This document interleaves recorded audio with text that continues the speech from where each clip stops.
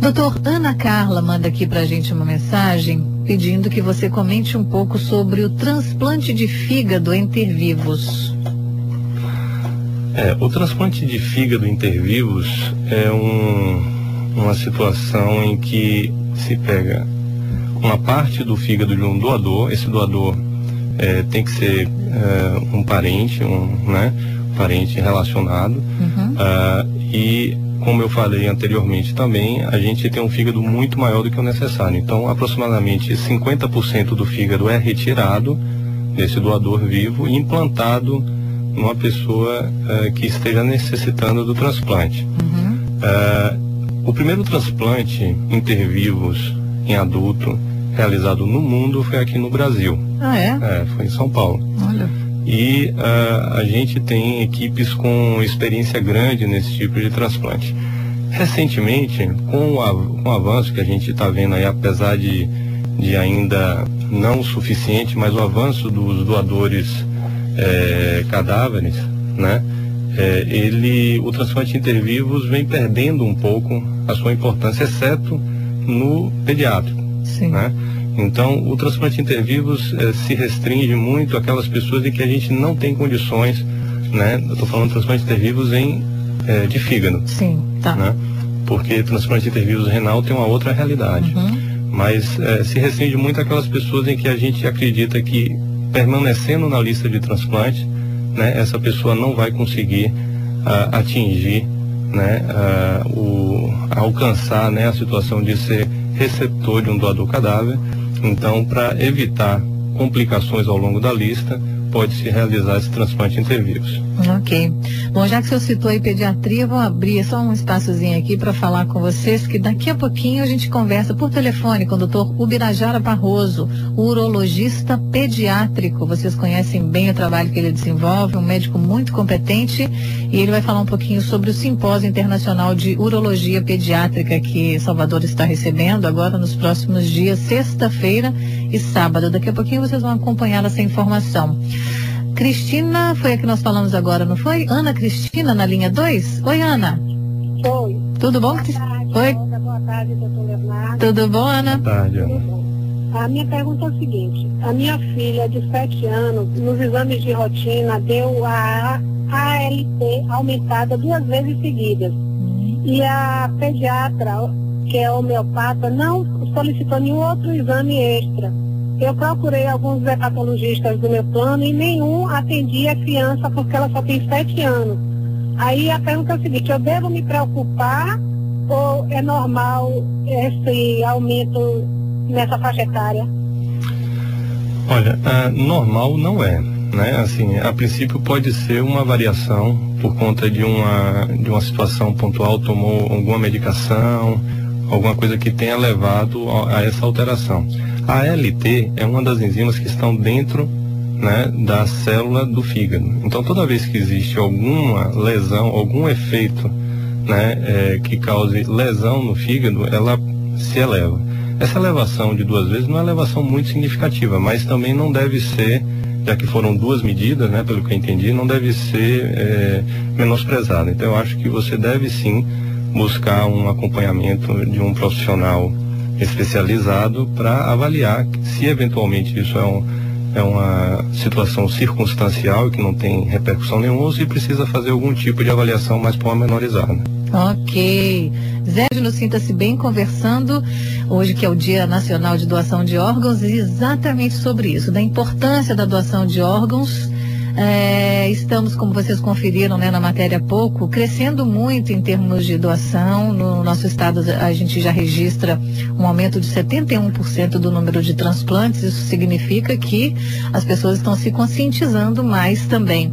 Agora, é importantíssimo que as unidades, por mais bacana que seja todo o sistema, que funcione muito bem, o atendimento tem que ser muito humanizado, o atendimento tem que ser muito bom, né?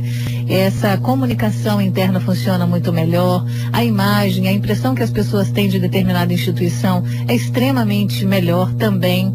Os pacientes que vêm do interior, né, que chegam aqui às vezes não encontram as condições adequadas para seguir um tratamento e se deparam com uma dificuldade muito grande também em termos de atendimento, fica uma história ruim até para você fazer com que esse paciente aceite essa proposta de um transplante, né, que as famílias precisam ser abordadas de uma forma correta. Enfim, é um misto de ações que precisam se complementar para que tudo dê certo, para que a gente saia desse número ainda muito abaixo da expectativa, porque a casuística é grande, como nós já falamos aqui, problemas, né, do fígado, às vezes, né, são identificados já numa fase muito tardia, portanto o transplante para muitas situações é a única forma de salvar a vida de um paciente e nós não podemos negligenciar, né, a importância de fazer uma doação. Então as famílias são abordadas às vezes de forma correta, às vezes a política tem boa vontade para ser aplicada, mas tem que identificar os pontos fracos para poder trabalhar para que toda a engrenagem funcione bem. Márcia diz aqui, Olga, eu te ouço todos os dias, inclusive no Só para Mulheres e também aí no Sinta-se Bem. Eu só não participo porque às vezes eu chego em casa muito tarde, mas estou sempre com fonezinho de ouvido colada. Obrigada, Márcia, um beijo, querida. Vamos tentar resolver aqui, doutor, essa dúvida de Silvia. Ela disse que no ano passado fez uma cirurgia urgente de hérnia. Depois de 6 meses, ela começou a sentir uma dor fininha assim no umbigo. Ela foi ao médico, fez uma ultrassonografia, mas não apresentou nada. Continua sentindo, doutora, essa dor e às vezes ela fica mais forte e quando eu passo mal, eu sinto como se tivesse um caroço no local, um abscesso qualquer. Hérnia umbilical pode voltar? O que o senhor me aconselha a fazer? Bom, que a hérnia umbilical pode voltar, ela pode voltar, né? E um dos sintomas, dos sintomas da presença da recidiva, né, como a gente chama, é justamente a presença de dor e abaulamento local. Então eu aconselharia ela a retornar ao cirurgião, né, lembrar que apesar de ser infrequente, existe essa possibilidade de complicação, ou seja, até a recidiva, a gente tem que ver o que é que está por trás do surgimento dessa hérnia, né? Normalmente tem associação com algum mecanismo de aumento da pressão intraabdominal, quer seja fisiológico, por exemplo, mulheres engravidam, então tem uma tendência maior a desenvolver hérnia umbilical, quer seja por atividade física, por exemplo, pessoas que fazem academia, né? Ou mesmo por situações associadas a algumas doenças.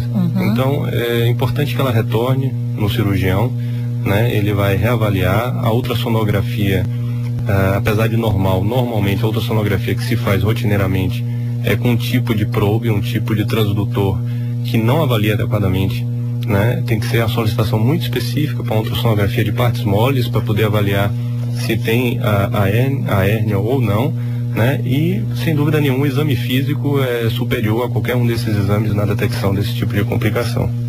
Doutor, você sabe que de médico e de louco todo mundo tem um pouco, né? Você conhece essa fase. Também, né? Também.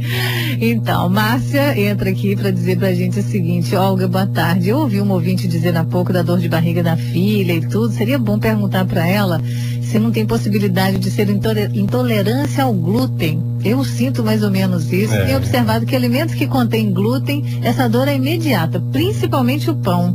Com certeza. Legal, Márcia, você levantar essa questão. Muito bom, Márcia. Aliás, alimentação, né, isso é uma coisa muito individual. Por isso que não adianta a gente ler capa de revista mostrando aquelas pessoas já mais gordinhas, mais magrinhas, dizendo coma isso, que você vai ficar assim. Emagreça 15 não, dias, não tem jeito. Como nós dissemos aqui, né, ontem conversando aqui com um neurologista, ele falava isso, muito cuidado com esses atalhos, viu, gente? Não tem caminho certo. O caminho que a gente, né, o milagre melhor mesmo a gente vai conseguir através de bons hábitos de vida, como uma boa alimentação, uma alimentação equilibrada, bons hábitos de vida, tentar driblar o estresse que inevitavelmente nos dias atuais é o que todo mundo vive, né? Uma ansiedade muito grande, uma jornada de trabalho muito maluca, o trânsito, enfim, muitas complicações. Então, é adotar um estilo de vida mais saudável, driblando esse estresse, praticando atividade física e boa alimentação. E diga-se de passagem, é uma das formas de prevenção também do fígado, né, doutora? A menos que você se surpreenda depois com aquela radiografia mostrando, como é que é o nome? Esteatose hepática, né? A gordura no fígado. Isso também tem relação direta com os nossos hábitos, não? Com certeza. O hábito de vida tem uma relação com a esteatose, porque nada mais é a esteatose do que o acúmulo de gordura no fígado. Não é um local comum de acúmulo de gordura, por isso que normalmente tem associado outras situações, outras doenças, né, de base, como eu já comentei, a hipertensão, diabetes, mas sem dúvida nenhuma, o hábito de vida, uma alimentação saudável, né, evitar essas situações de estresse, tudo isso acaba estando relacionado à própria doença do fígado. Pois é.